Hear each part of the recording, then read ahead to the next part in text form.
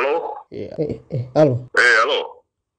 Samahani, nilikuwa na shida na mzee Mkoloni. Umekosea, umepiga simu Wasafi. Wasafi? Umepiga Wasafi. Wasafi ya wao WCB? Jana na leo Wasafi WCB. Nani? Unaongea na Vance Crazy hapa, mtoto wa mzee Mkoloni. Babako nipo naye hapa. Uko na baba? Nipo naye. Wewe usimsema na mtoto babako. Naomba kama unaweza kumpa simu mpe niongee naye mzee Mkoloni. Mzee kijana wako. Vance. Baba shikamoo.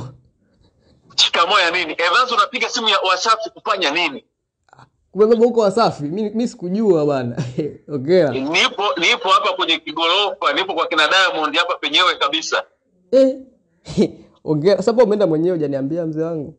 Usijizungushe, umepiga simu Wasafi kufanya nini?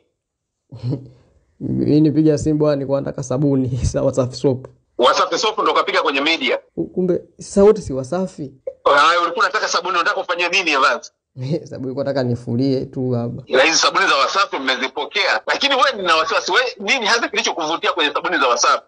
Baba wangu, sabuni za Wasafi zina povu hizo, afu zina harufu kazuri. Zina povu na zina harufu kazuri. Evans, kuna kitu nasoma hapo, kuna mchezo mchafu nataka uufanye.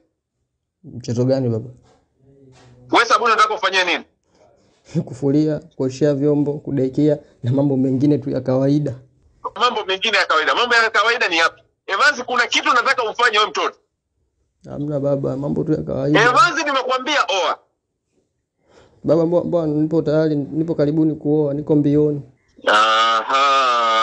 Evans, ndo plani zako. Mimi nitakuletea hizi sabuni, nitakuletea wewe, nitamletea na mama yako za kutosha. Mfulie na muoshe vyombo, sawa? Sawa baba, asante sana. Ila sio hayo habari ya mambo ya kawaida haya.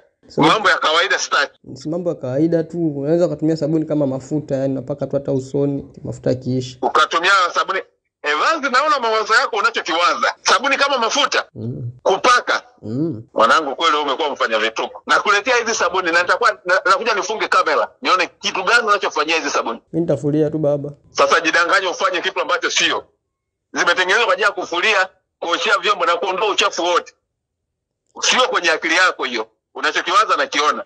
Sawa baba, nitafanyia hivyo. Nakuletea uoshe na hiyo akili yako, mpumbavu mkubwa wewe. Inaosha mpaka akili? Akili yako ni chafu ndio. Una mawazo machafu. Baba nisamehe, basi sitawaza tena mawazo machafu. Nikupe simu ongea na Diamond mwenyewe. Hebu mpe Diamond. Jana na leo.